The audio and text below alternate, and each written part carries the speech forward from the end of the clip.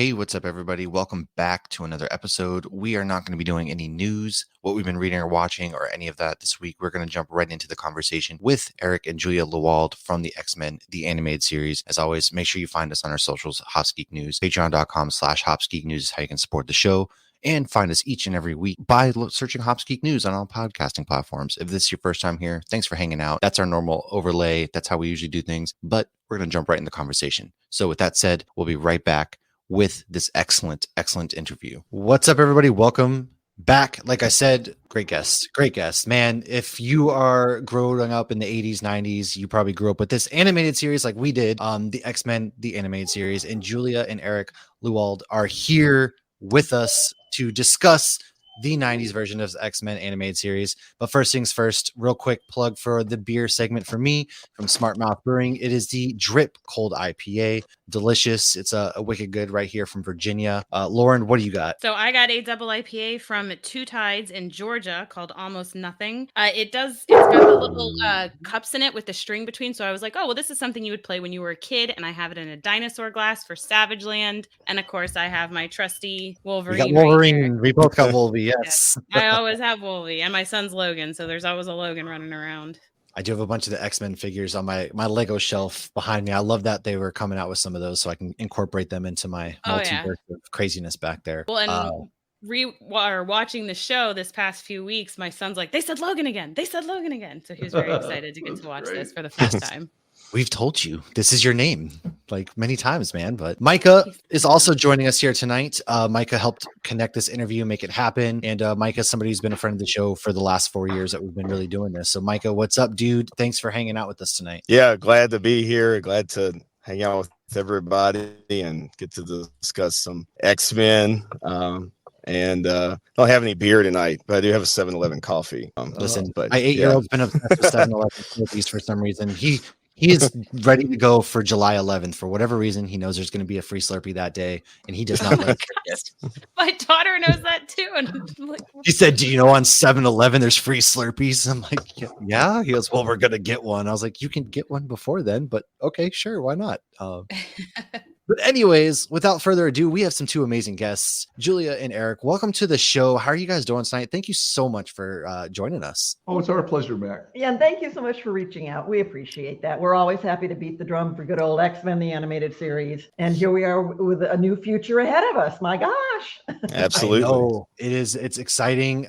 We're not going to go into any X-Men 97. However, I do want to ask one question, and is, did you guys ever think you were going to get to play in this universe ever again? Oh, I mean, Hollywood is ruthless, and you can't blame them. There's always a new generation of people coming up and doing stuff, and if they want to reimagine something or they want to do a continuation, it was a bunch of 30-somethings that ended up doing this new show, but it was really thoughtful of them to bring us and our dear pal Larry Houston, who was was a producer director on the art side. Yeah. So to clarify, what I was the showrunner, I was in charge of the scripts and the stories and setting up the world, and Larry was in charge of all the artists. And I was one of the writers on the show. Yeah. So me and my writers, Larry and his artists, and that was the two teams that they brought the two of us and Larry back as consultants to help. I mean, again, consulting producers, yes. But they did 99.9% of the work. We just kind of looked and said, oh, that looks good to us. Sure, do some more. That was our job on that. Right on. And so how did you guys get into the world of X-Men back, when this show first aired? How did you guys get into the script writing and the show producing business? Just want to point out that we're talking way back in 1990. Yes, we're talking about and there's no internet. There's no Google. Everything had to be communicated through snail mail or fax machines, where we had to go to CVS Pharmacy to use their fax machine to send stuff to Marvel in New York, because that's where Marvel's main headquarters were. But before that, we each came out here from other states. I came out from East Tennessee. She came out from Texas, and to break into Hollywood, wanting to write for TV and movies. We ended up getting to do it for 30 years, which is pretty cool. Yeah, we have some. I'm trying to turn it off. It won't let you because it's an emergency. So anyway, there's probably an Amber Alert. Yeah, or weather. Possible. Or Marvel was buzzing. They heard. They heard where I got. that was Disney coming down on. No, so we came out here and we met at Disney. At Disney. So I broke in the business in the middle 80s. I got in 88. Writing for Hanna-Barbera, and I was on staff at Disney in 88 when she broke in, and ended up having offices next to each other and getting married and having children. So the Disney magic kind of happened. But it was the Disney afternoon time was when we were working there. And she did 14 Rescue Rangers. She did more than anybody. Chippendale Rescue Rangers. I only did 4. Love that. Oh man. I was the productive one here. We got to work on all those shows. Darkwing Duck, Goof Troop, Winnie the Pooh, So that was a tremendous time. Yeah. But I think most of us were under 3-year contracts. Yeah. So when that wrapped, we were all put out into the freelance universe. Yeah, Disney didn't realize they don't need to have 100 artists and writers on staff. They can let everybody go off freelance, and it's cheaper. So we all went off freelance, and the first major job I got freelance was doing a year of Beetlejuice as a story editor, showrunner for Fox. There's a guy I had worked with earlier in the 80s named Sidney Iwander who was there. Yeah, he was Margaret Lesh. Margaret Lesh was just made president, and Fox Kids was brand new. They ran like 8 hours a day. They did half days, and Sidney was the hands-on guy for all the kids shows. Mm-hmm. And as I say, luckily I met him and worked with him before, so he gave me a shot on Beetlejuice. Well, then there were a couple other small gigs, and in like early '92, he calls and says, can you come by? Looks like we may have another show for you. And at the time, he pretended it was something else. There's all this mysterious stuff about Marvel was being hidden about it. Oh, he didn't know it was Marvel. By the time it was Marvel, it was just, can you do a season of Killer Tomatoes for us? It's sure, I'll supervise that. And when he says that means he gets all the episodes as the story editor. Yeah, I'm kind of the contractor, the super. I write, I get wonderful writers to do the hard work, and I edit it and polish it up. Anyway, so I said, okay, I'll do that, and then. On a Sunday night in February, he calls up and said, you know what? It's not Killer Tomatoes. That was just a cover. Tomorrow morning, we're meeting with all the people from Marvel who just come out from Marvel in New York, because you're going to be showrunner on the X-Men. And there's this pause because it's like 6 o'clock on a Sunday night. I said, that's a Marvel book, right? Because I hadn't read one. I'd read some Spider-Man and other comics when I was growing up, but X-Men was not one I was familiar with. And he said, yeah, just when you sit through the meeting for 3 or 4 hours with Stan Lee and Haim Saban and all these people, just smile and nod and don't say anything, and we'll get through this. But yeah, there's no internet. I can't go to a library. I can't go to a comic book store because it's Sunday night. And so we get through that, and I meet the people on the art side who are wonderful. You met Will Mineo, who was like the head guy that kind of set the tone for the whole show on the art side, and Larry. Those are the 2 main guys. And they knew the books inside and out. The people on the art side grew up with the books, and so there was no problem there. But we pulled them aside and said, look, I and my number 1 writer, Mark Edens, who's a friend from Tennessee, we love writing heroic action stories. We don't know these characters. Send us all of the stuff you had. Larry Xerox, a Marvel Universe book, 400-page one with all the characters in it. That's no joke. Xeroxing and everything. Yeah, that's crazy. And we went out and bought like X-Men board games and X-Men card collection, trading cards, and so learned the characters in a couple of days the best we could. And at our dining room table, there was no studio space for anybody. Yeah, but they wanted the arc of 13 stories and a pilot script in 2 to 2.5 weeks. So it was one of these throw you in the deep end and just quick, learn everything and get going, because you're already 2 months behind. That's a pretty typical thing in TV out here. You're already 2 months behind. But also want to point out, you were hired for 13. Yeah. X-Men was considered a sort of speculative 1-season series because the people above Margaret Lesh did not have confidence that it would hit.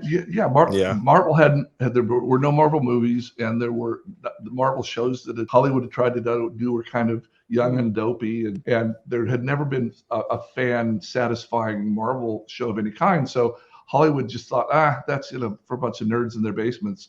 This is not going to be a successful TV show. And Margaret had been at Marvel trying to sell an X-Men show for 10 years and couldn't get it sold. When she became president of Fox during the 80s, she pitched we're making the show. She pitched it for 10 years during the 80s, and no one would bite. And finally, she says, "I'm on the network now. We're doing the X-Men," and we all got hired, and we worked for 6-7 months, the writers and artists, and then in late summer, we were all let go because they just thought, okay, we'll have the first 13. It'll start playing in January, and because of production delays. Yeah, and it'll run, and okay, go on to your next show. And of course, in January, it was this immense hit, like a week out. And suddenly they're calling us all back. And most of us could come back, but some of the guys couldn't. Some of the people, But again, credit to Margaret Lush, because the folks above her said, I don't like this idea. But okay, are you willing to put your job on the line? Are you willing to take the hit? In case X-Men doesn't work, which I know it's not going to, are you willing to step down? And she said, yeah, I'll put my job on the line. I'll risk it. It was that kind of confidence from someone at that level. And there was a lot of questioning. Like we're writing scripts in February, March, April, and they're drawing 300-page storyboards as fast as they can. And people are seeing these things. These are kind of adult, weird, intense, dramatic stories. I can't sell, the advertisers. I can't sell cereal with this, or the local affiliate TV station saying, kids aren't going to turn into this. They're just going to, what is, And so there was pushback during the 7 months we were waiting to get, to write the stories and get the animation back and see if the show made sense and see if it worked, because you never know. And Margaret just stood her ground and said, I believe in the creative people that I've hired. Shut up, let us do our work. And there were half a dozen times we easily could have been replaced or been told to make the show different, dumb it down, or make it goofier, or give them funny sidekicks, or whatever it was that people think will improve a TV show out here. And if you go and watch the first 13 as a whole season, the final 3 episodes, the 2 Days of Future Past, and then the Final Decision, if you watch those without the tag ending, it is a complete telling of a story. It is. It could have been a single season. We didn't want it to be, but we assumed it was going to be. And we added when they were just supposed to say, okay, Gene, are you going to marry me? And it's the end of the show. And it was just going to go out on this kind of high note. And then for whatever reason, when we're starting the second season, we went back and said, wait a minute, we're going to put Mr. Sinister in here to do something. So they went back retroactively and added a little glimmer at the end of Mr. Sinister at the end of episode 13 of the first season to give you a sense, something's coming next season. But when we finished writing and I finished drawing, that wasn't in there. That wasn't in there yet. Right. There was It was like an end credit scene. You finished the movie and then you did a little. You guys invented the end credit scene for Marvel. Look at that. So one of our questions we ask all of our creators that come on the show is, what is your geek origin story? And I feel like we kind of just got it, but I'm still going to ask, because the answer we get the most on this show is the X-Men animated series. Oh, it's so cool. And every time I'm like, that is a very common answer we get. So I can't imagine how many comic book creators you guys have spawned by creating this show and writing for this show. So was your geek origin story really at that table setting out all these comics? Well, we so my geek origin story is the original Star Trek. Yeah. The original Star Trek and Monty Python. And and Monty Python. I love it. As we were talking about, we're old enough. I remember I was 11 and a half years old, and I was in my friend's basement. I remember what I was wearing, and there's this first episode of the original Star Trek. He's old. Yeah. And they said, what is this? It was a salt monster. And that hooked me. And I watched reruns after reruns after reruns with my dad. And I was more, when I was a kid, less comic books, more Mad Magazine. Mad Magazine, big one. Was a big geek influence. So, but and so when we met out here, when we're in our 20s. 30s when we met. Yeah, 30s. And we said, "Oh, you think you know Star Trek?" So there was a certain amount of what about? Yeah. And so there was a certain amount of testing going on there about what we remembered from every episode. So we kind of bonded over that. The original series. That's what started the geek train flowing. Micah, I see you've got both books there. Is this the time to bring up our Star Trek connection that we didn't know about until the show was? Yes, absolutely. It is so cool. So you guys know, one of our favorite characters to write for was Apocalypse. And man. the actor's name is John Colicos. He had this incredible voice. And I'm holding up like nobody else's. Apocalypse or an Apocalypse. And then we didn't discover till long after the show was done that the person that was reading our Apocalypse lines was the very first Klingon. Oh my God! Wow. It's from the end of the first season, like episode 30 or something. And this guy comes in and challenges Kirk. And that guy was reading 15 episodes that had our dialogue in it. And I had no idea. Knocked us over. Yeah. When we found out, and sadly he had passed years He passed before, by then, but it's like we found out. To have that connection just means the world to me, because that's what got me into this kind of universe. So that's amazing. I want to say, Apocalypse was this character when he came out. I had seen him in the comic books and stuff, but to like hear his voice when I saw him in the cartoon, and then I would go back and read the comic books, and that I was using the voice from the animated series as I read, because it was just crazy. I mean, just came out, especially the 4-part Beyond Good and Evil. And I think it was in season 3 or 4. It's literally my favorite 4 episodes in the entire series. I mean, it was just out of this world. But a little callback on those 4 episodes. Yeah, a little hint on that. That was supposed to be the end of the whole series. The whole 65. That was supposed to be episode 62 through 65, and that because Sydney Youngwater at Fox pulled us aside and said, "Well, we're finishing up 65, and this is what we have the budget for, which was standard back then, and let's go out with a big bang. Let's go out with as big a bang as you can imagine, and bring as many people in as you can." And we had plotted it out. It's 40 pages of script, so it's a 160-page script. We still have it in a file cabinet somewhere. Oh, wow. Where a bunch of guest character mutants came in, like Psylocke and Bishop and Shard, Bishop's sister, and Archangel. Mm-hmm. Those people, by the end of the story, were supposed to come and become X-Men. And 5 of our X-Men were going to leave the team. Oh, wow. And we had set it all up that way. And then just when we finished writing the story, we get a call saying, "No, we're going to do 11 more. We're going to do more episodes." But not a full 13, but we're going to do some. But so you can't let 5 people leave and 4 new people. So all that set up to try to, okay, this is why Archangel's going to be here. And this is why Bishop and Shard are going to be. All that was set up. We kind of had to shift it over and let them leave again. But that was the original plan when we were writing it, was to shift teams like that as a way to say goodbye. Oh, wow. Mind's blown. Yeah. Well, no.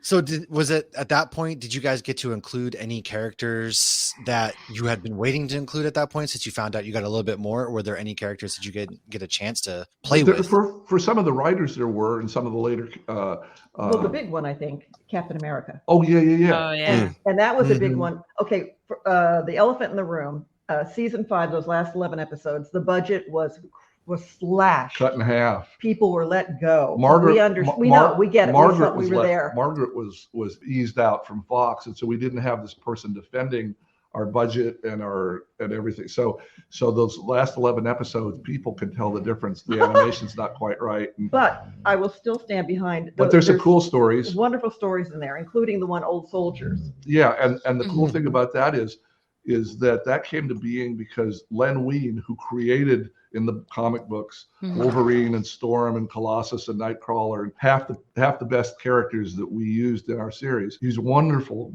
guy who had passed recently. He had been in New York writing comic books, and then you found out. I found out he'd moved to Los Angeles and he might be available to write. Again, no internet, no Google. You didn't even know he was here. I didn't know he was here in the first season. I didn't know to call him, so I called him meekly, saying, after we've done a season, saying, we've done a whole season of X-Men, and I just found out you live here. Would you like to write for us?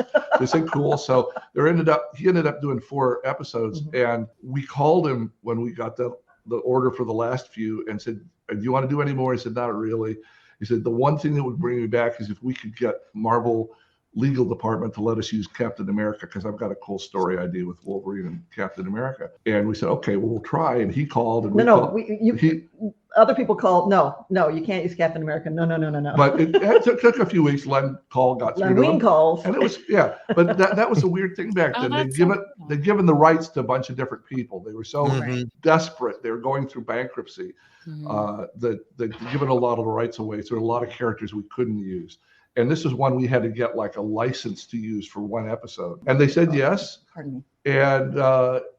And so that way Len came back and wrote the episode, which was, we thought was a beautiful episode. Very sweet, very effective episode. Oh yeah, it's a great episode. A good one, it was really good. So like kind of talking about also on that note, X-Men, like you guys right off the bat kind of hit on a lot of like, for a kid's show, there's a lot of adult kind of overtones and themes to this. Was that always kind of intended, or did it just natural story progression to want to intertwine, despite being a kid's cartoon, like these adult themes that really play out throughout the X-Men? Well, I think there are 2 or 3 things that all came together to make it a perfect storm for us and for the writer, for the artists involved. We'd all been involved in the business, for the TV animation business, for anywhere from 5 to 10 years.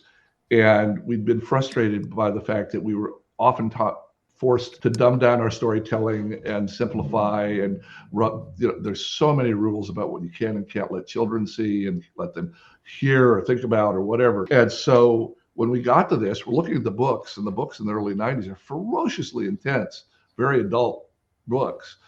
And we're looking at Margaret Lesh and the people that hire us and said, do you want us to be faithful to the books, or do you want us to do the usual Hollywood thing of dumbing everything way down? And we said, no, man, push the envelope. We want this to be as intense as you can make it. And so we and, the writers and the artists all were like out jumping for joy, riding in the streets, thrilled at the opportunity. Because it's not like the folks writing, simplified, dumbed down kids shows think that way. It's that they're told by the executives or by fit it in this box, advertiser, whatever. No, you're being too challenging for our audience. We're trying to sell toys to 3 to 8-year-olds, and you've got Wolverine and Jean and in a love triangle. They're not going to get that. Whatever it is, the intensity of the violence, or say we're going to get hundreds of thousands of letters from horrified parents that this is, interestingly, as the series went along, Fox didn't get many angry letters from parents.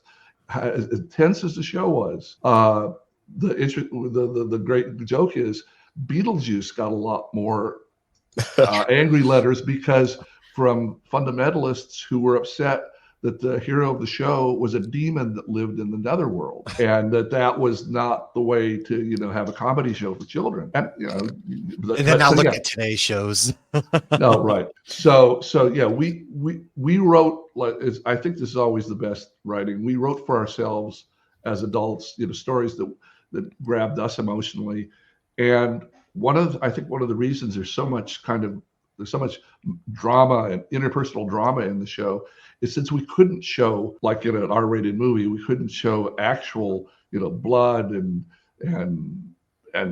sex, and we had to tone all the actual visuals down. We shifted the drama and the intensity to the interpersonal relationships. That way we could end a scene with people heartbroken or anxious or dying to help each other, and so there would be all the intensity. And where we couldn't, if it were an X-Men movie, they could show armies coming in slaughtering other armies. So we couldn't do that.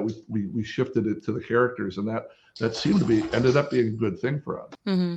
Now, in the first ever X-Men comic book, obviously the only female is Jean Grey, and she's, it's in the 60s. She's very much so treated, oh, the housekeeper's gone. I'd love to make dinner for you guys. Yeah. You guys did not do that. Right out the gate, you have more than one woman. You even tweeted today that there was the first show that had a female president, which is I didn't actually watch X-Men as a child. So I watched it as an adult. I didn't even get into comic books until I was in my 20s. So I'm still catching up on all these things. So that was really kind of cool to see. And the women and the men in the show, outside of the bad guys, they treat each other equal. And like you just said, you build on the personalities. So was that intentional so that you could also, target that young girl audience and do the female power thing? Or did it just come natural because that's just how you wanted to create these characters? I think by It the started time natural.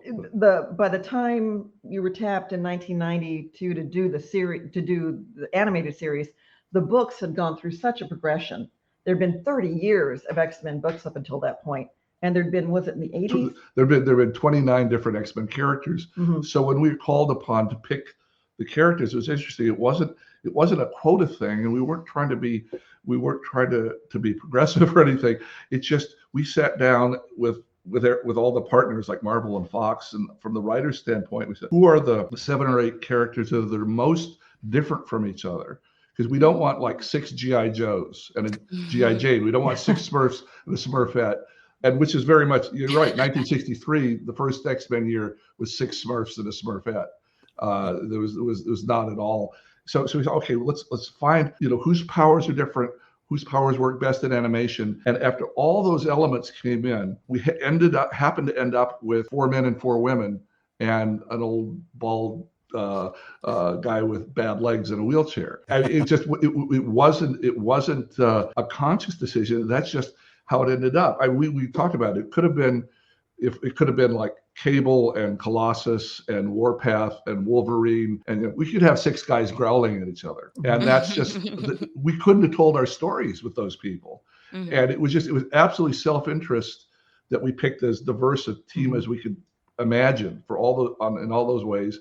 And by dumb luck, it was half guys and half girls, and the girls were more powerful. Yeah. I love that the girls are the ones that can fly because they. Thank you. Yeah. And each of them, that things are flying and people are dropping rocks on each other, but superhero power wise, they are each a little just different enough from each other that they fight brilliantly as a team, but each one of them brings a specific strength to it, and that was something you kind of picked up on when you were picking up the players. Yeah. In fact, the thing that makes people smile is that my inspiration for pushing to have the characters so different from each other is Winnie the Pooh.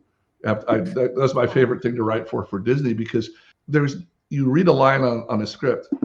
If it's a Tigger line, if it's a Piglet line, if it's a Pooh line, they're completely, it has to be. No one but Tigger would say that. No one but Piglet would say that. And we wanted to have our dialogue so distinct that if it's a line the Cyclops says, there's no way in the world Wolverine would have said that. Mm-hmm. And so we fought for that at the beginning. Marvel's cool with it as long as we kept on characters that they liked. There were 2 or 3 new people. We wanted a young character. So Jubilee, they picked her over Kitty Pryde as the one that they were pushing in 92. So that's cool. And Gambit was really brand new to them. Gambit and Cable were. So they said, can we integrate these people? I thought, yeah, Gambit, because he's so different. And we'll have Cable be a guest because we didn't really feel there was room for him. But a couple of the characters like Beast, this is hard to believe. He wasn't, in the first month, wasn't set to be one of the main characters. He was going to be a guest. And that's why he was in jail. We thought, okay, we'd get it. We'd put him in jail in the first story, and we'd find him again 8 or 9 stories later. And I'm going to put this picture up. The Neil Adams artwork. That was the early promo shot. That's the first promo shot. Look who's not in there. He's not in it. Neither is Gambit. Neither is Jean Grey, because there was a question of who. They needed something real fast at the beginning before we locked down the team, but Beast is so different and so special, kind of like Mr. Spock in Star Trek, that as we were writing the stories, he kept asserting himself like, well, we need a scene here, and Beast is the only one that we could go to get the point across. We want to get the point across. And by the time the smoke cleared after 13 episodes, he was in 9 or 10 of them. And even in jail. Yeah, even from jail. We kept on going back to the jail because we needed to spend time with him. And that's weird. That happens in real life in TV shows where someone might be a guest on the 2nd or 3rd episode and they hadn't planned him being a regular, but chemistry is so great that he stays on. And that happened with Beast and with Jean, because Jean was said, use her or don't use her as you need to. And she seemed to have such an understanding of everybody. She seemed to be able to relate to everybody in a way nobody else could. We kept on having to come back to her because like she was some sort of emotional center for the team. Yeah, and that's funny. Shout out to one of our folks, DT, in our Discord. That was his big question: was why did they have my boy Beast in the jail the whole time? So it's funny that he was a guest. He wasn't supposed to be there. And kind of speaking of these characters that you introduced, such as Jubilee, you actually start the entire series focused on her with Night of the Sentinels. What was that planning going into that? How did you guys decide to settle on, you know what, we're going to make her the focal point to kick off this series? I think we were given a gift from Margaret Lesh. She was so smart. She said, look, the X-Men is a big comic book, but that means, a couple million people read it. And we need more like 12 million people to watch the show. And so most of our audience, 80-90% of our audience, since the X-Men weren't common knowledge then, they weren't necessarily part of the popular culture. They weren't. They won't know who the X-Men are. They won't know who mutants are. They won't know what this whole world is. So you're going to have to be very careful to introduce how all these people are related to each other. Mm-hmm. Anytime writing a pilot script and setting up a new world for a TV audience, you got to take some time and set things up. So it was absolutely, Will Mineo had a story where, said there was early in the books where a young person comes in and discovers the X-Men for the first time. So the audience is able to learn all this stuff right along with Jubilee because it's so weird and different to her. And everybody has to explain themselves to her naturally. Nothing more painful than exposition. Hi, we work together, but I'm going to tell you all about us as if we've never, as if we didn't know each other. So it made sense that everything that Jubilee discovered in the first story, the audience discovered along with her. And by the end of episode 2, you'd hoped you'd met all the characters and you got what was going on in this world, and that Jubilee had as well, so that she'd learned it along with you. And she was absolutely used for that. And I think we kind of neglected her a little in maybe season 3 and 4, where we were going off into space and we were doing stuff with the more adult characters. We used her a lot in the first season and paid her off at the end of the first season. But that was also one of the challenges with animation. This was for a Saturday morning animated kids program. She was still she was a minor and could not be allowed to be. She would want to be, but she could not be allowed to be in certain situations. Certain amount of danger. Right.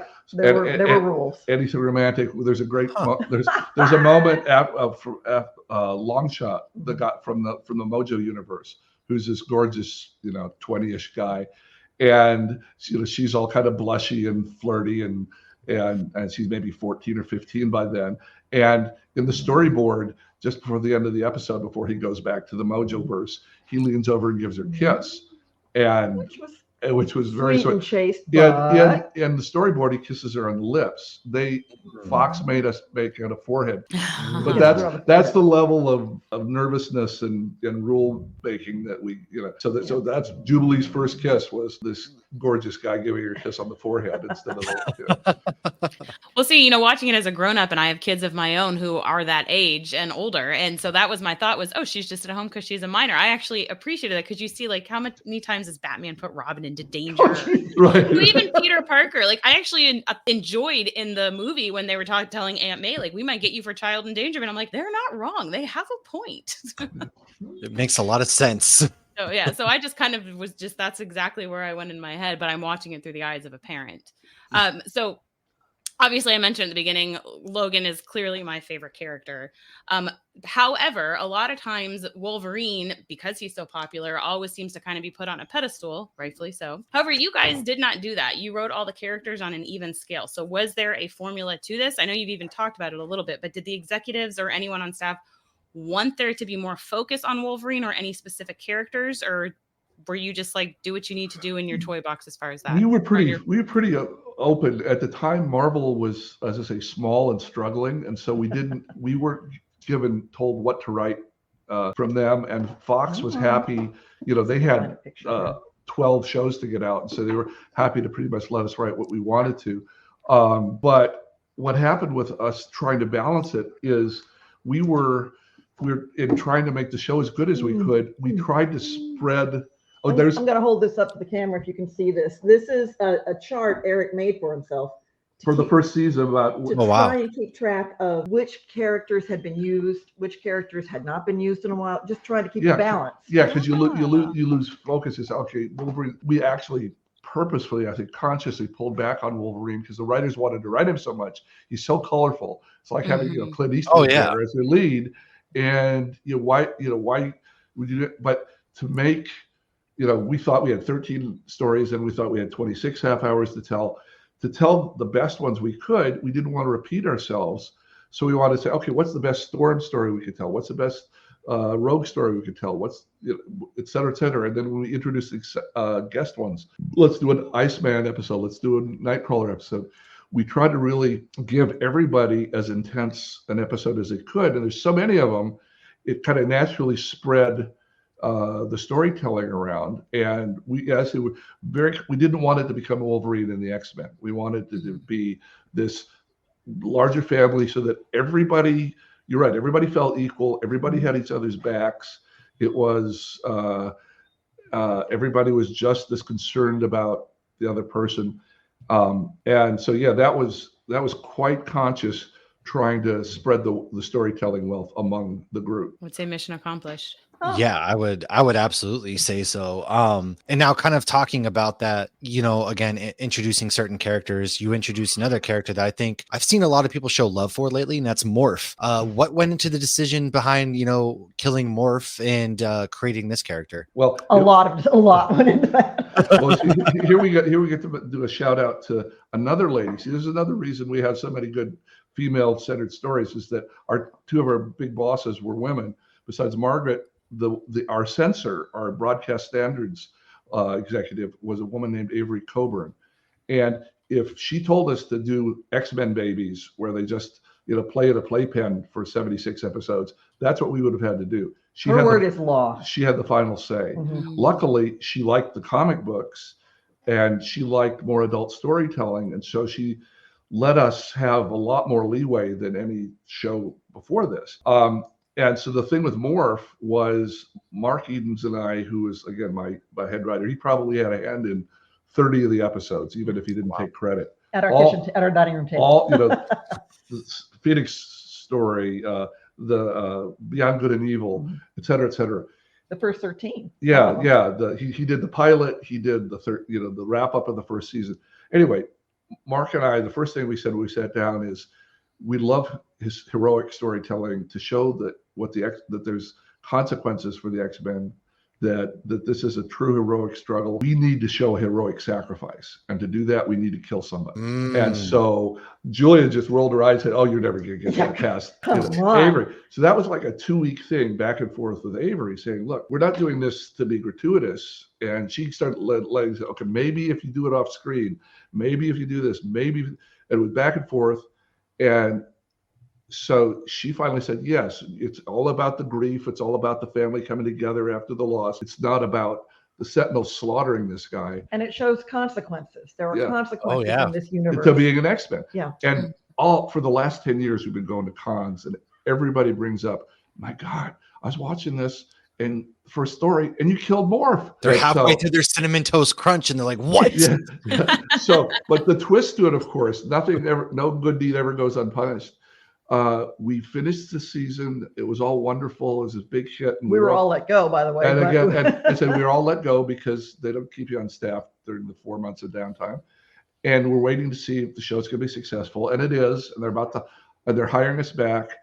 And Sydney, Margaret's right-hand man, who is our hand-on boss, called and said, guys, I'm sorry, but we just had a focus group. 2 words you never want to hear, focus group. A room full of 9-year-olds, and we asked them on this hot new show. Showed them the episodes. Who's your favorite character? And Morph won by a landslide.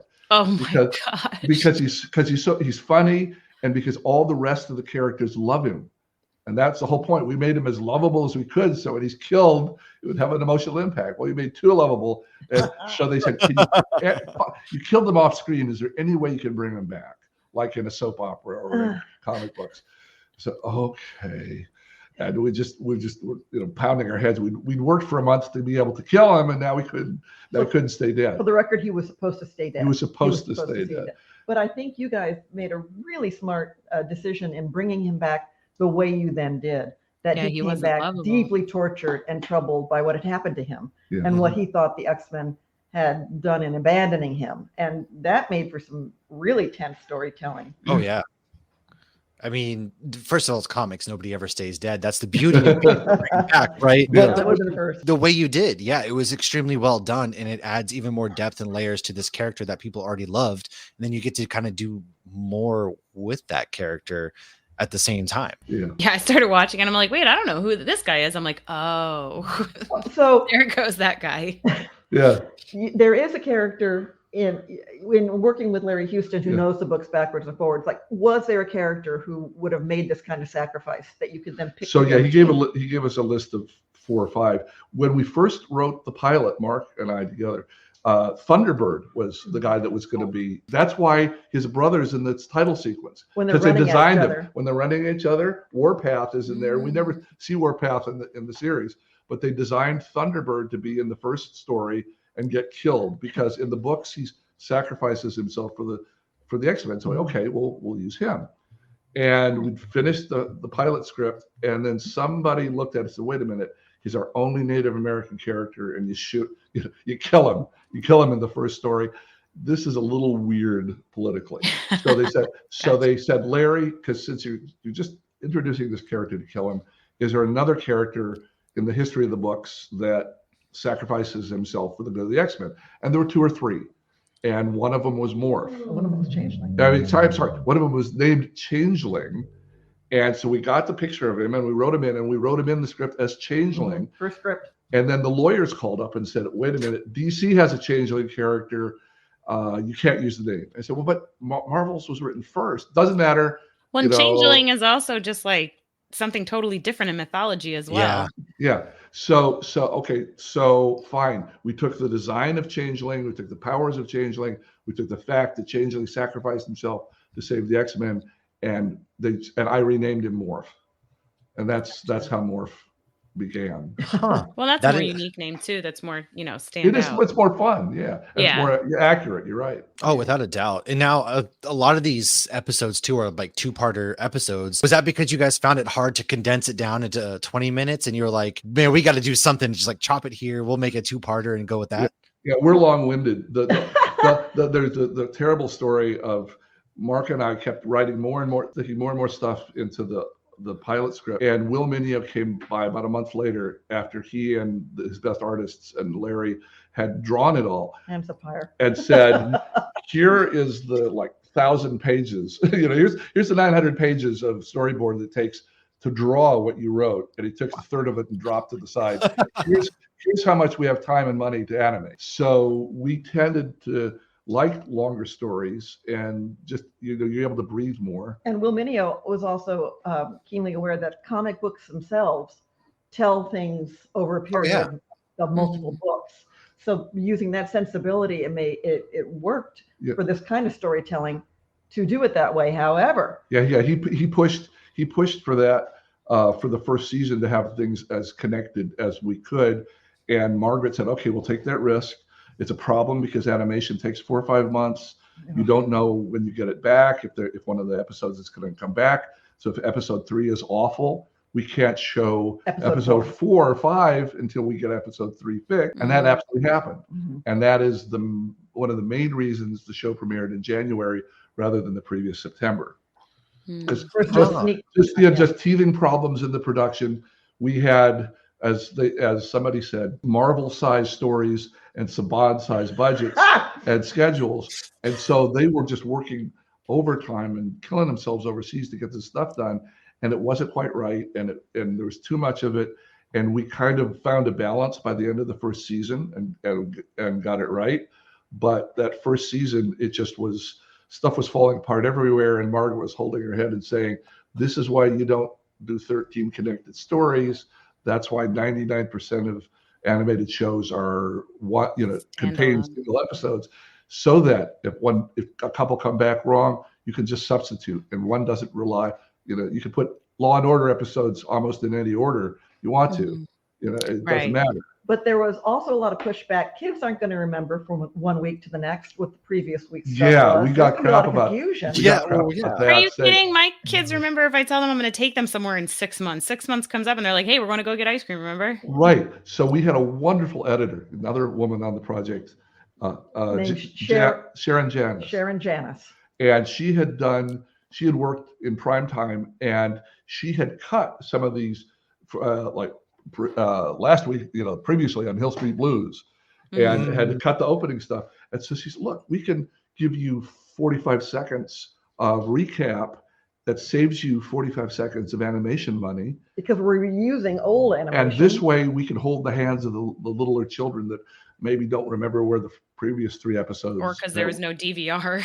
Right. Thank you. Yeah, exactly. Exactly. So that calmed down the people that were so freaked out, though kids are not going to remember. And we want, it's like your kids.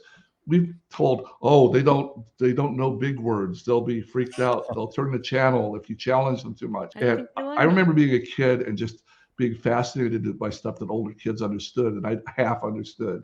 And I just wanted to see it more and learn it. So, and I mean, that's how we got to expose, talk to them like they're grown-ups. Kids appreciate that, and they learn more when you do that. I do it with my kids for sure. So was there ever a story that you wanted to tell from the comics that you just couldn't fit into 20-minute increment episodes? Well, there were some other writers on the show who were also big comic book fans, and they would had pick some specific stories they were very keen to try and tell. Yeah. Didn't always translate, but you got to do the Phoenix Saga. You got to do stuff. It was a weird thing because from a comic fan standpoint, you would come to the show saying, I've got 20 or 30 different stories I want to tell on television. And since Mark and I, my main writer and I, didn't know the books at all, we had no agenda. We didn't say, issue 118. Oh my God, I've got to tell that one. So we were just focusing on the characters and saying, what's the coolest thing we do with the characters?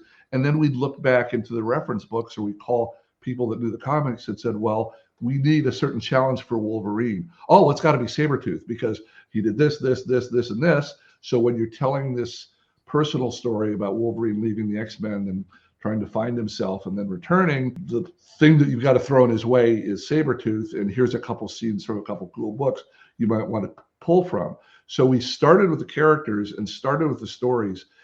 People, the first 26 episodes, the only thing that was a direct adaptation was Days of Future Past, and that got a lot. The other 24 were us thinking, what's cool stories, pulling bits and pieces, and every chance we could, we used characters from the X-Men world. That was kind of a given. We didn't make up new villains because there's 300 of them, right? That we could pick from.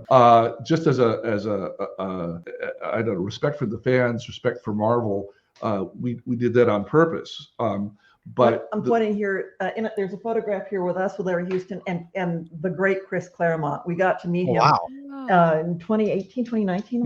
We've seen him at cons. He was very gracious to us, and I went up and introduced myself and said, I don't know if you're going to hate me or if you're going to make me, but I was one of the writers on. Used so much of your stuff. Yeah, we had our previous X-Men hats, and I said I worked on Days of Future Past. Gave him the hat and he goes, well, I am previously on X-Men, so he was wearing our hat then. So cool. But again, Days of Future Past is one of the crown jewels of the X-Men books. But in terms of translating it into a TV show, well, you can't use Kitty Pryde. Oh, okay. And you're not sending Wolverine back. Oh, okay. So what am I doing? Yeah. So the basic story's there, but we adjusted it to fit our cast. And I think the one thing that the one just creative choice that we made, because we, like in the Phoenix Saga, we tried in both of them, we tried to keep every detail of that that we could, just in streamlining those two. But in Days of Future Past, I think the one change we made was, I think, like the spirit of Kitty goes from, as opposed to time travel, physical time travel. In the books, there's this spirit of somebody. We just thought, this could be confusing to the kids. So let's actually let's introduce Forge and have a time travel machine in the future. And that's how. And introduce Bishop. Yeah, and introduce Bishop. So, but yeah, it was in that way. Yeah, there wasn't so much of an agenda. There wasn't stuff that we were dying to tell. In fact, kind of the reverse happens when you're the supervisor, the showrunner, whatever you want to call it, the guy that's supervising the scripts. We're given a very short time to come up with 13 really good stories for the year out of hundreds that we could tell. And the writers are pitching, and you're coming up with stuff, and you realize, oh my God, this one looked okay, but it's just like one we did the season before. So finding the 13 that everybody kind of agrees on are going to be kind of cool. Yeah. That is the biggest anxiety, because you can go a month and not come up with a good story. It's hard. That's the hardest part. For me anyway, it's by far the hardest part. Once we come up with a cool story idea, people like my wife, we have absolute faith there's a craft level there of the better writers in town, where you could just say, okay, here's a story where Beast and a blind girl are fall in love and they can't stay together. Quick, come up with a cool 40 pages. And you got 3 weeks. Okay. Yeah, you got to. Okay, that part of it, again, to my mind, is the easier craft part. I'm sorry, we have dogs, and that's what's going on. Yeah, I do too. You're totally good. Yeah, the hard part is coming up with if there's going to be a love story like that, which again ripped off from Charlie Chaplin from City Lights. But if there's going to be a story like that, who should it be with? And well, okay, it should be with Beast, because he's the most self-conscious about how he looks. If there's a blind girl that can't see him, who's going to be the most anxious? Well, she's going to get her sight, and she's going to see what I really look like. Mm-hmm. And that was so it was all character thought out as far as but I say coming up those story kernels was the bane of my existence. And if somebody just had, that's why the Phoenix Saga was great. We visited Marvel after 2 seasons. You got to go to New York. Yeah, and talk to them. What is there anything from the books that you really want us, now that we've set our world up, that you want us to try to adapt? They said, how about these two? Great, that's 9 episodes. I've almost got a whole season done right there. I don't have to worry about this for 6 months. So that was the tough part. Now, in the last few years, we've had 2 moments in the MCU where we heard the X-Men music. So based on your reaction, I'm going to guess that was exciting moments for you. So how did you react? No one told us. Oh, yeah, wow. We weren't warned. We weren't. So when you found out, were you in the theater, or did you hear before you saw? Oh, wow. Well, no, I take it back. Didn't they tease it in the trailer? There was something on YouTube, I think, before. I think they did, yeah. Where they teased it, or just showed the wheelchair and the green sleeve of the suit, and in the Multiverse of Madness, and going, holy crap, that's got to be who I think it's going to be. And then in the theater, hearing. And it's our version. It's our guy. It's our version of Xavier. So yeah, that was cool. We got a sense then that Marvel, in all their 20-year plan wisdom, was now thinking about how do we reintroduce the X-Men. We've had 10, 15 years of them in a certain way, and we're going to have to reintroduce them and start them fresh. And it's just like, my God, this looks like they're going back to our show. That was thrilling. And and then in Ms. Marvel, and we need to give a shout out to a fellow named Ron Wasserman, who was the actual composer of the songs. For a lot of legal reasons, different names get put on different things, but he's the one who wrote the theme to X-Men the Animated Series. He was under contract, so that's how that. So one of his bosses took credit on the credits. But Ron Wasserman wrote X-Men the Animated Series theme song, made it a banger, and he also wrote the Power Rangers theme song, along with many other songs.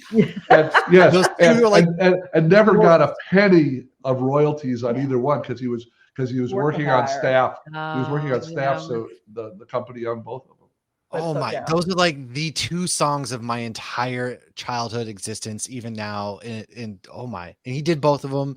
Yep. That's such a shame. That is such a shame. And oh man, hopefully now we can tip a hat to him. Exactly. Give that credit. That's awesome. And do you a couple more questions too? Do you guys have a favorite X-Men? One like character that you just always will hold near and dear to your heart and soul?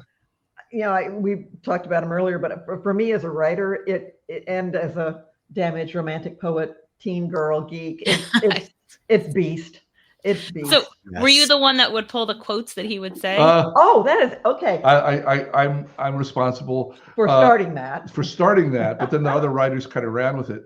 in the opening sequence, there. yeah, I'll get something. in the pilot story, they're about to go into action, and Beast's there, and we thought, oh well, we're used to in other animated shows that there are calls to action that tend to be kiddie, like Cowabunga or whatever, Avengers Assemble, and you know what? I thought, what wouldn't it be goofy? Wouldn't it be just a real contrast to that if our most erudite character makes an obscure poetic reference instead of saying let's kick ass, Right? And so Well, the we Great so Lake I, so it, there was no internet, and I just went by theme. I've got a couple dusty old Here quote, you go, like folks. This like is the Roget's Thesaurus quote books. So this is the original book. Wow. Bartlett's I was gonna say that looks like a quotations. legal book. Yes, How funny yeah, is yes, that? Bartlett's quotations, Yeah, and so I just looked under just look theme, stuff up.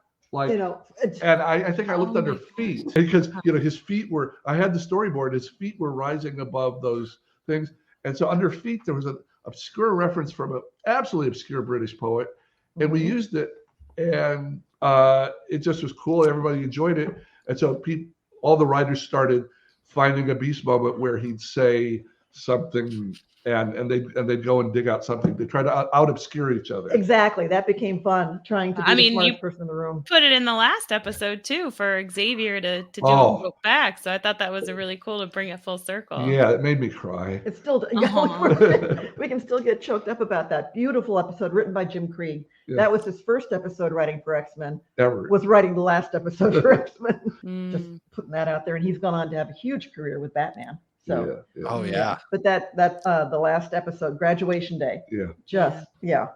Yeah. So we've kept you here quite a while, and I could keep you here all night, especially because if I switch my laptop around, all you're going to see are Winnie the Pooh Beanie Babies. So. Oh, Yes. So tell us about your books that you were showing up. I know Mike has already been praising the books, so I know you have the Previously On, and Yeah. what's the other ones about the animation. So tell us a little bit about those, where people can pick them up and where people can find you. Yeah. so So Julie has our you can contact us if you want a signed copy. Yes, They're we're- both available on Amazon. yes. But if you want a signed copy, personally signed copy, we always have a few cases of them in our office. We're happy to cut you a deal. is what we're And trying to say. We'll sell you and direct. we'll sign them and ship them to you. Just contact us through our email, which is xmentas92 92 at at gmail. gmail.com. And the first one came out in 7. This kind of started us on the con circuit. Yeah. It started in 2015. Interviewed 36 folks on the show, cast, artists, writers, executives. I started poking him because Yeah. people weren't, the 'Cause- rights weren't in one place. And so people were kind of like, oh, X-Men, I Yeah, remember yeah. it, but, We called Marvel about it. Said, now we're not interested in the book. We're not Yeah. interested in a Blu-ray edition of the Series. DVDs or anything. Yeah, we've been Yeah, trying. because the rights are split between 3 people, and it's not going anywhere. So anyway, we did this book by ourselves because Marvel wasn't interested in at the time, and So it's like an oral history Yeah. of the Oh, making wow. of and found a publisher in California that wanted to do it and got it, and that went around. And then about 2 years later, we got a call from a big shot at Marvel. We thought, oh, we're in trouble. Yeah. And he said, oh, Shut no, us down. he said, we've read your book. We loved your book because it's got really dense detail about how, like, all about the behind the scenes stuff about how we held the show together and just the various ups and We downs had- of making a TV show. We'd hung on to the paper scripts. We had all the storyboards. scripts and all the storyboards and all the We memo, had stuff. all the scared memos from each other. What are we going to do about this problem? Nothing. Yeah. So But they said, look, we've got all the rights together now. and Now we're going to do a coffee table book. you can use the artwork now. Let's have Marvel back So you and make gorgeous. a really big coffee table book with all the art in it. So this one's much more about the actual physical process, an artistic process of putting the show together. And again, if you can see, we have cells, we have storyboards, we have quick sketches, we have all the model sheets for the characters Yeah. So they kind of for every episode. they kind of complement each other. For people that are casual fans, the art one is obviously much more attractive because it has 1,000 beautiful bits of art in it. This one is so much detail about every month of the production that if you're really into the show, it's got gold that the other one doesn't. But it just depends on which mood you're in. Yeah. And we got them both. So, and Here. we're at X-Men TAS on Twitter X, on Instagram, on Facebook, I think. And I try and be as present as possible, just again, beating the drum for good old X-Men. And now with what's coming up. With 97 Oh my coming God! in what, 2 weeks? March Yes, the 20th. Yes. Again, when you started writing that first book, we couldn't have imagined. We couldn't imagine that it was going to be coming back this big and this way, that there'd be And the level of excitement. And and we're really happy to the few things we can say about it, besides incredibly talented people with budgets we could only dream about. So it's beautiful. It's beautiful to look at. Yeah. That it is a continuation of our show. Mm-hmm. It's as if, like, the next Saturday, episode 77 kicked in. It's the same group of people. They tried, 30 years later, there's such advances in animation and in technology, but they try to make it look and feel like the old show, but, kind of expand it, kind of halfway between the old show and a beautiful movie. If you've seen the trailer, and I hope you have. Yes. It's just very exciting. Yeah. And again, it's picking up where the original left off. So that's thrilling for us too, to have that happen. When I see Jean's pregnant, I'm like, oh, that's that was fun. Okay, funny you mentioned that. that anecdote, you said there was stories we didn't want, that they wouldn't let us tell. Right. So coming into season 2. After we did the first season, and they said, we're going to get married. Oh, wonderful. When we said there's going to be season 2, Mark and I sat down and we thought, well, what do we do? Let's make Jean 7 months pregnant with a big baby bump and out there kicking ass, in her spandex. And then she'll have a double mutant baby. And what cool stuff will come with that?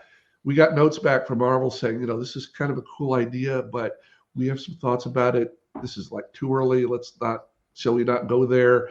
And and they hadn't been married yet in the comic book. Right. So there was some pushback that may or may not happen. Yeah, we're not sure if we want them to actually get married, we want her to get pregnant. So we wrote that up in the end of in 1993 for the beginning of season 2, and it was put 30 aside. years later, she's Will pregnant. Video said, no one wants to see. Yeah. So a lot of the comic book guys say, look, 13-year-old boys are kind of the center of our the heart of our audience, and having their mom with a 7-month baby bump running around kicking ass.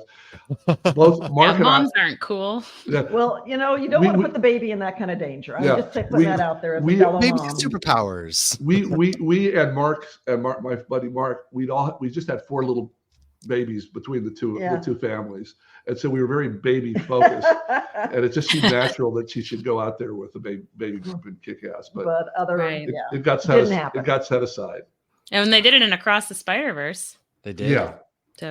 It's a different time. Look at that. 2 cartoon pregnant superheroes. You could smoke indoors while pregnant, but you couldn't have babies out there. We are seriously so excited, man. Thank you guys, Eric, Julia. You guys have been such a pleasure to talk to. So I want to seriously thank you guys so much for taking the chance to talk to us. Thank you for giving me such a rad Saturday morning childhood. Like, you were the highlight of getting to grow up and now getting to chat with you guys. Like, it means a lot to me personally. And so I just want to thank you again. Like, thanks for making my childhood awesome. It means a lot. Listen, that means so much for us to hear that. Truly, it's so much of the work we do, heads down over a laptop or a piece of paper. And it wasn't until the last 5-10 years that we were able to start going out to cons and things and meeting people and going, wait a minute, there's a lot of people out there that there's millions. Yes. And we don't. And like I say, if you're a performer, if you're a musician, you hear the claps. Yeah. And you understand if your music is getting across or not. But until we meet fans, we don't get a sense of, that show worked, that one didn't, but that one really got across. And again, it was way before the internet. So in a good way for us, we were left alone from everything. That also meant we didn't hear the no fan pressure about how the stories. There's no like, why is this story happening? Why is this story? And now one of the biggest troll going out there saying unnecessary stuff. But I mean, the butterfly effect alone, I mean, the popularity of the X-Men movies in the year 2000, like, I saw that movie in high school, and that's what spawned my love for then getting into comic books, was seeing that movie. Margaret Lesh had gone to the live action folks at Fox and said, there is a fan base out here for X-Men. There is. We need There to you start go. looking at a live action film, yeah, and they this is- didn't listen for This is the several biggest years. show we ever had on television. They said, well, it's an animated show. Yeah, well. And then they listened and they said, okay, we'll try. And they tried, and there's this, it's a $1 billion, franchise. Yeah. And the thing that was gratifying to us also was that the filmmakers looked over and said, okay, we've got 30 years of comic books, but we've got the animated series. And we met the writer of the first two movies. He said the director never picked up a comic book. He just watched your show. And they Oh, picked wow. the same team. I mean, they had the same 30 that's years crazy. plus I to, love it. to pick a different team, but they still chose the same X-Men characters from your team, Yeah, which I also took as pretty nifty. yeah. It doesn't matter if it's animated, man. Cartoons are cool now, especially like it's Yeah. cool Well, to and- like cartoons finally. Animation isn't a category. Animation is a way of telling a story, like black and white cinema. It's just a way of telling a story. It shouldn't be limited to Children, kids, right. to children. To kids Yeah. or The Simpsons, yeah. God bless them. But yeah. That's true. Well, seriously, guys, thank you so much to everybody out there. We hope to run into you guys at some cons and get to just meet you guys. And do you guys have any upcoming appearances? Yeah, And where are you located, you guys? I'm in Virginia right now. I'm actually right in outside of Orlando. Richmond.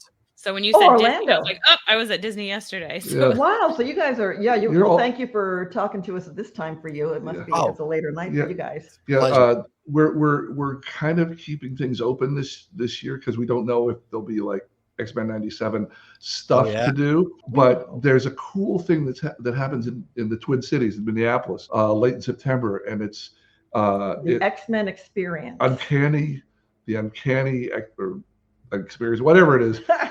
They take over a 7-story 1908 gentleman's club and turn it into Xavier's Mansion. And they sell Yeah. about 1,000 tickets. Everybody shows up in cosplay. And they did the first one this past September. And we were there. Chris Claremont was there as the president of the school. As It's like, oh pretending my to be- God, yeah. gave out diplomas. Oh, Oh my that's- God. So they hope to do that every year now. So just look at just the uncanny experience In Minneapolis. in Minneapolis in That is September. so So we're cool. that's the one place we're for sure gonna be. I'm That gonna sounds need amazing. I'm gonna need the Packers to play the Vikings in September, so that way I have that There you weekend go. ticket. So now I have 2 reasons to go there, right? Like, Go back, go. Yeah. yes, absolutely, man. See, you guys are amazing. That makes it even more sweeter. This is so much fun. Oh, the right yeah, time to that say on- fins up. Yes, it is. Oh, Not and Lauren. okay, Lauren, if you're hitting Disney World over there, you're going to have to let us know what you see in terms of X-Men 97 and X-Men merchandise. I understand Oh. it's starting to come into the show, the stores It there. is. I actually just did a TikTok about 2 weeks ago. I was at Downtown Disney, or it's now Disney Springs, and I did a video of some of the new stuff. So the Wolvie claws are there, the ones, but you can get them at Target too. They had my they're getting a bunch of new ones. I can't remember what else I put. They had some other random things too, like Beta Ray Bill. They're getting a lot of the merch, and a lot of times in Epcot, there's one of the stores when you get to the World Showcase that does a whole bunch of Marvel stuff, and I'm seeing more of the X-Men 97. And their arts festival actually just finished, and there was a bunch of artwork there. Matt actually got to come Yeah. down here for MegaCon, and we saw a whole bunch of Wolverine and X-Men art and all sorts of Marvel and Star Wars art. So even though we can only have Guardians of the Galaxy here in Florida, they still sell all this stuff. And obviously, if you go over to Islands of Adventure, I'm sure they're selling it too. I haven't been to Universal probably 6 I months. mean, but at every they- Comic-Con, you see like the X-Men animated series, like everyone's dressed up like the Rogues and the things like that from that series. The Hasbro VHS tape toy box yeah. toy that came out. We're friends with Dan Wiesenmeyer, the artist who did the great artwork on this, who was an artist on the animated series originally. A storyboard And artist way back. he's in Florida now, and we hear from him how the success of this run, well, anything, but yeah, If you're curious, somebody that's local, I see Dan. I think he's near Orlando. I think he is, yeah. And Dan. And I think he does a lot of cons down there too, but and has his art available. But just it's so cool. just great to hear that. Lauren? You'll see a lot of X-Men 97. There is a particular piece of art that is on a lot of T-shirts now, and he did that. He did that, and also now that he's got Yes. those for sale in his store in his shop. So yeah, there's Amazing. actually a comic book store at Universal's Islands of Adventure, so you can even buy Wow. comic books in there. Didn't know So- that. wow, Times have Well, changed. I don't know if you've ever been there, but that whole area is all comic book themed, so it's going to look just like the cartoons. So they have the Xavier in the yellow wheelchair and all that. It's kind of cool because you go there and you get the comic book, and then you go to Disney and you get, Guardians of the Galaxy. Yeah. So Wow. Well, maybe sometime we'll have to Yeah. try. Okay. Yeah. Well, Sounds like a nice vacation. there you go. But all right, guys, thank you guys so much again. We Yeah. really appreciate it. Everybody, thanks for hanging out with us. As always, follow Hops Geek News on Facebook. We have a Facebook page that's open to the public. Our Discord, Twitter, Instagram, all of that good stuff is where you can find us. Patreon.com/Hops Geek News if you want to support the show. And as always, we will see you guys next week. Lauren, enjoy your Puerto Rico trip. I will be at Awesome Con this past weekend now, so when this comes out, but I will be at GalaxyCon Richmond talking the comic books you should be reading at our first panel Friday night. And then Saturday night, I will be doing a deep dive into the history of Batman. So be there. GalaxyCon Richmond is where you'll find us, and maybe to another con near you guys soon. We'll see everybody later. Cheers. Cheers.